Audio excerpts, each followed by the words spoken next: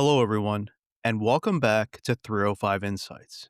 I'm your host, Alan Somerton, and today we're starting our multi part series where we preview each of the Power Four conferences. Same thing we did last year.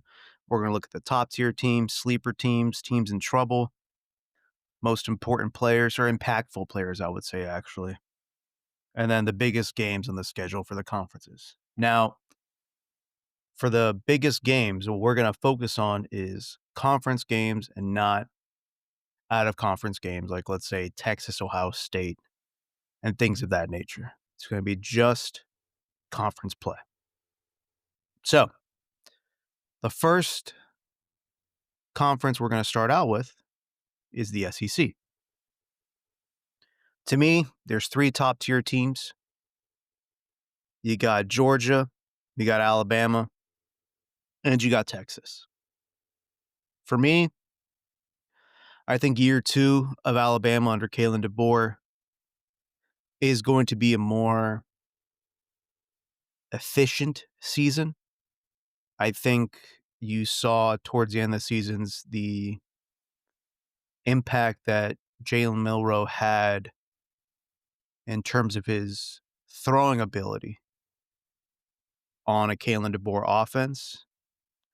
However, he did bring in Ryan Grubb, which was his offensive coordinator in Washington when they went to the championship game. And he has chosen Ty Simpson as his starting quarterback. He was the number 4 QB in the 2022 recruiting class. He's waited his turn, which is an incredible thing in today's age of NIL and transfer portal. But yeah, he's waited his turn, and ideally with a more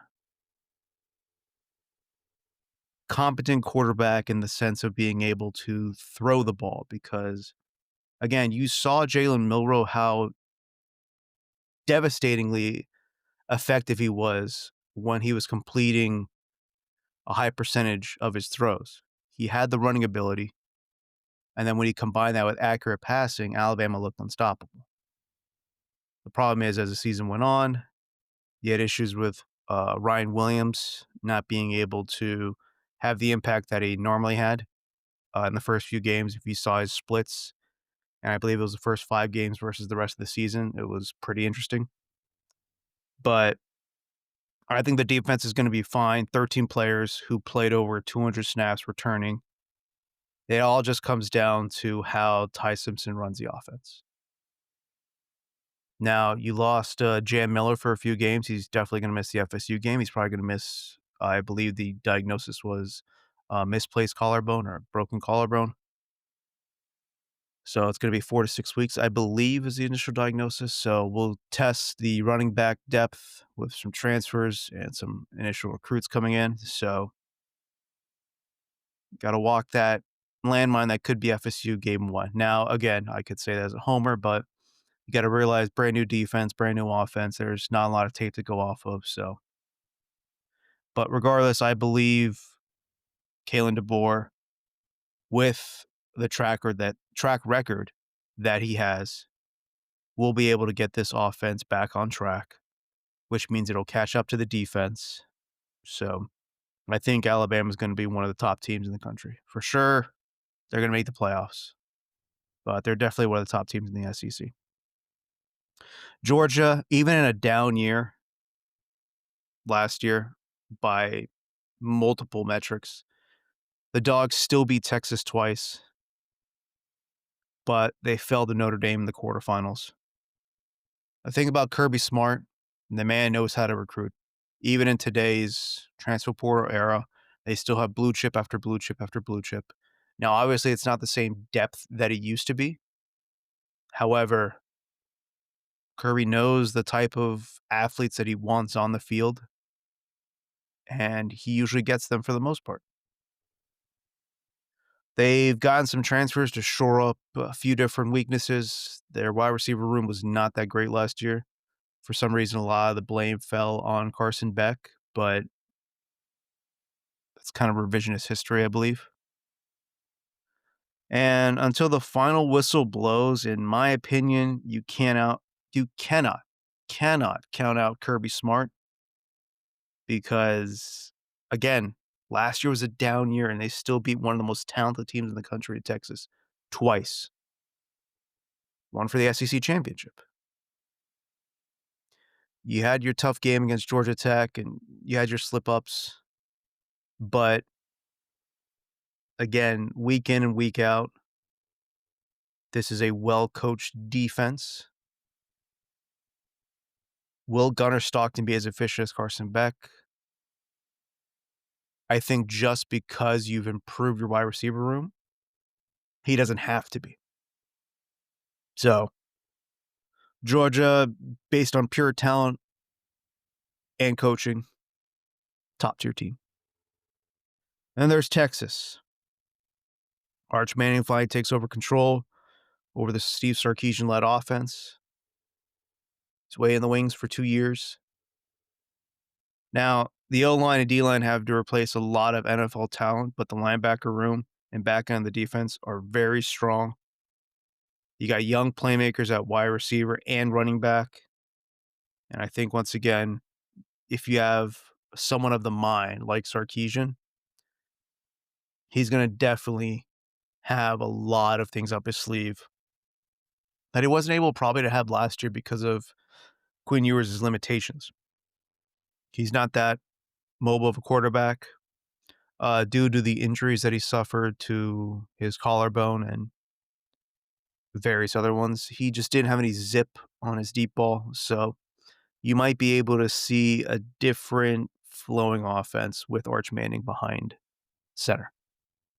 And again, you've got, and we'll touch base on some of those players later, but you've got a lot of talent returning at the linebacker position, specifically those kind of like 3-4 edge rush linebackers.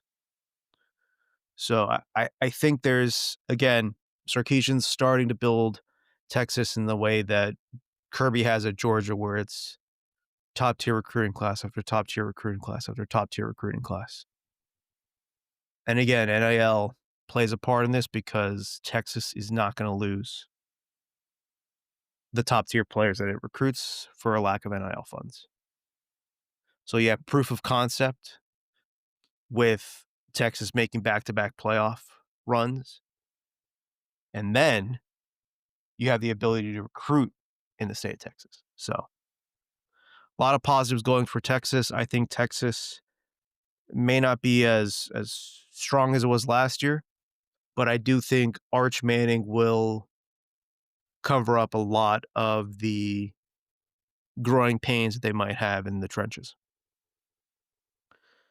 For me, the sleeper teams, one of them is going to be surprising. I had Brent Venables on one of the previous podcasts as a coach under the most pressure. But again, if you look at what he did this offseason, he understands the pressure he's under this year. You knew the offense was anemic at best. You brought in John Mateer from Washington State. You brought in Jaden Ott from Cal, great running back. And you have 8 new pass catchers, plus some of the guys who weren't injured last year. Or some of the guys who were injured last year and are now healthy. If the offense performs as close to the expectations that they have internally, this is a top 15 team. Defense was not the issue last year. Brent Venables still has his fastball when it comes to scheming up a defense. He still has enough talent on that side. So, again, is John Mateer an NFL quarterback? No. I mean, he might eventually get drafted, but he's not going to be one of the top tier quarterbacks. However, for a college QB, that's a different story.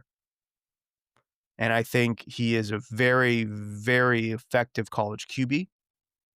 And bringing in the offensive coordinator from Washington State as well, one of the bright young minds in the game today, I think will go a long way into improving this offense, therefore making this a more...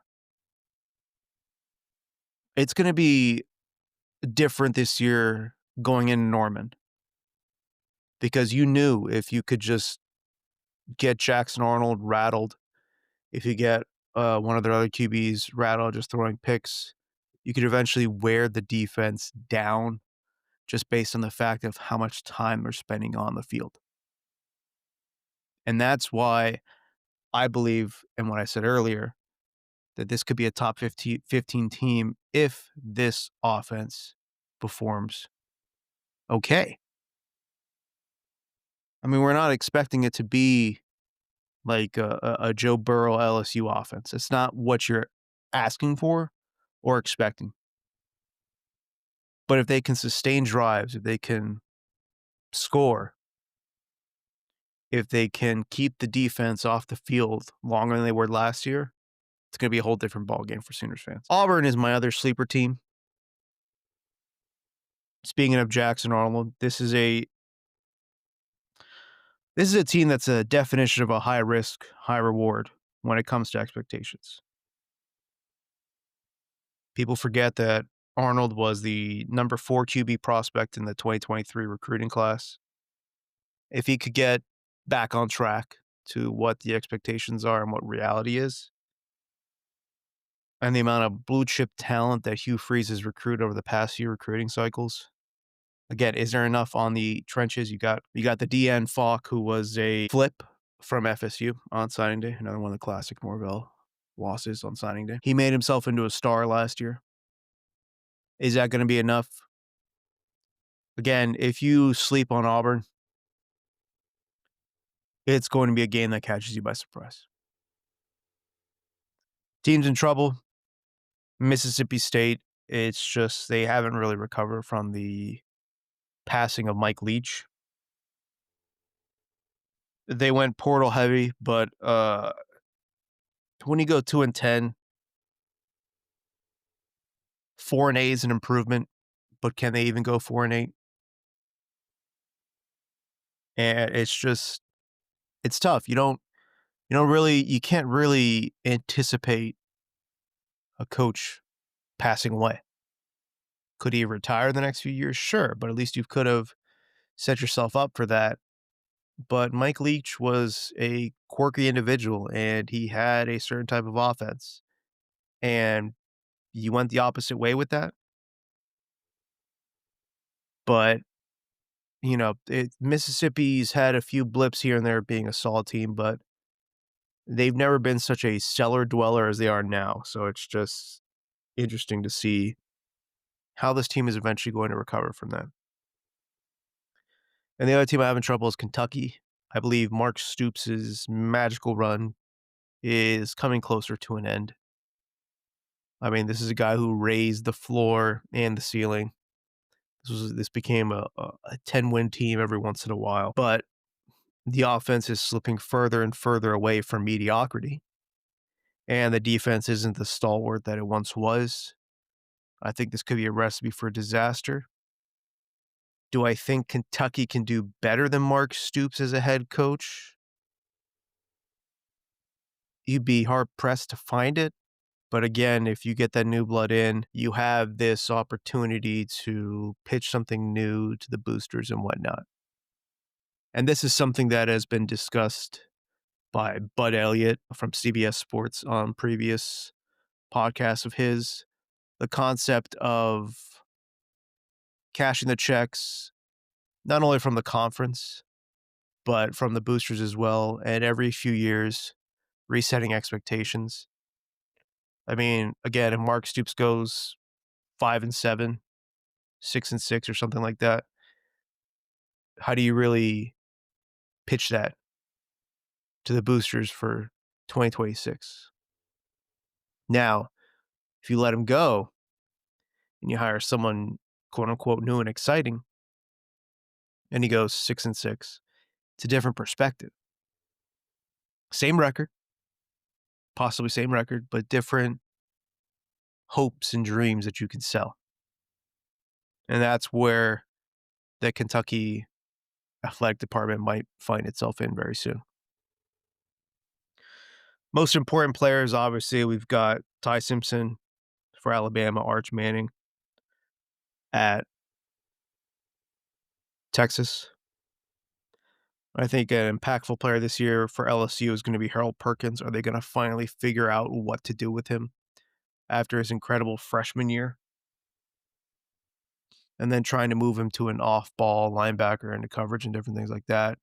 You got to figure out a way to use that freak athleticism and let him just wreak havoc in the way that he can.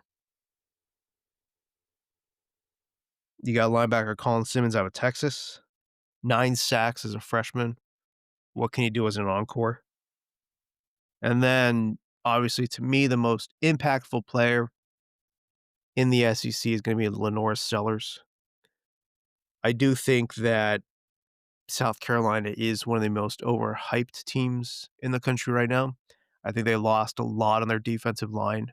I know they have Dylan Stewart, but that's about it. So the hype is basically Lenore Sellers taking the next step. So if he does, South Carolina is looking at a pretty solid season. If he doesn't, if he's honestly, and the sad part is, if he's the same player as last year, you might be looking at 6-6 instead of 9-3 because that's how much talent they lost on the defensive side. And on the offensive side, too, they've lost enough talent. All right, biggest games on the SEC slate. You got Bama at Georgia, September 27th. That's really early in the season. You're kind of going to establish what sort of trajectory you're going to have for the rest of the season with your new starting quarterbacks. And this kind of, again, shows where the offense is for Alabama. This shows where the offense is for Georgia, because to me, both those teams, you don't have to worry about the defense. Texas at UF, October 4th. Will DJ Lagway be healthy? I'm not counting on it. It's one of the reasons why I didn't put him on my most impactful players. This might be the turning point as to where Billy Napier, a.k.a. what his detractors call Sunbelt Billy, where he starts losing the team. LSU at Ole Miss, September 27th. That's the battle of the perpetually hyped teams.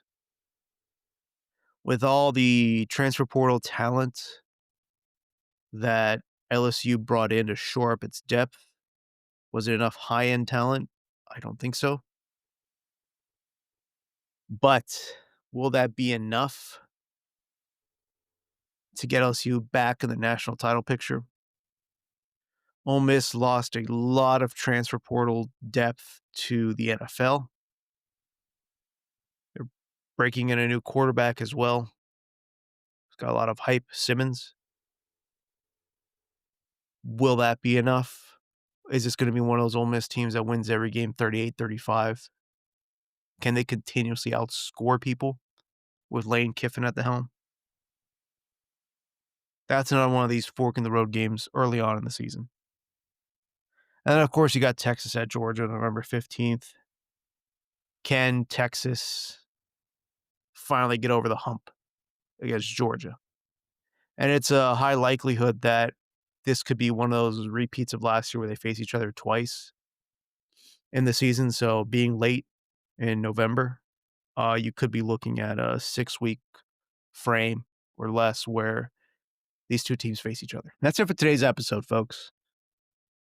I mean, I guess I should finish before I sign off. I should finish with who I think will win the SEC.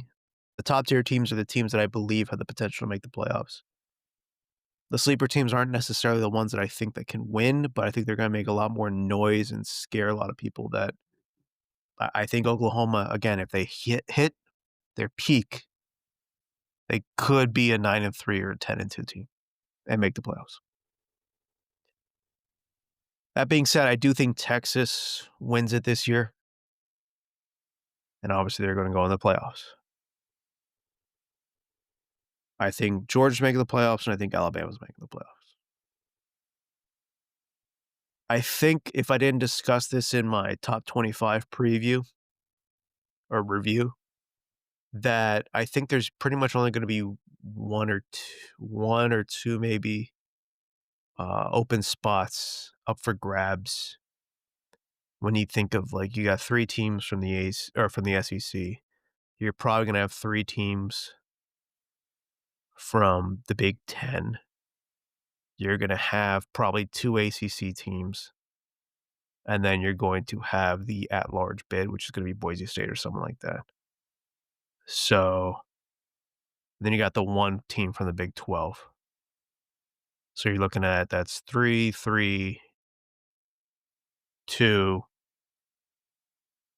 and then 2 because you got you're looking at two at-large bids pretty much that are up for grabs that I think. So can one of those teams be LSU or Oklahoma? Maybe, but I do think Texas is the cream of the crop in this division. They had the most balance on both sides of the ball, less questions. Again, you could say the trenches are rough in terms of breaking in new talent, but you are bringing in young, high-level talent. I don't think Arch Manning is much of a question mark as Gunnar Stockton over a full season or Ty Simpson over a full season. So that's it for this episode, folks. Thanks for listening. You know the drill. You can find us on YouTube, 305 Insights. Like, subscribe, turn those notifications on for when these pods come out. Leave a comment if you want for feedback. I would greatly appreciate it. Enjoy that. You can find us on Apple Podcasts, Spotify. Do the same thing there. Like, subscribe, rate us, follow, do all that stuff. So next up is going to be the Big Ten preview. And then after that, it's going to be the ACC. And then I got to turn out the Big 12 because we're pretty much in college football season. It's week 0 coming up this Saturday. So expect those to be churned out rather shortly. I'm probably going to record these back to back to back to back. So thanks for listening, folks. Thanks for stopping by. And we'll catch you next time here on 305 Insights. Have a good one, folks.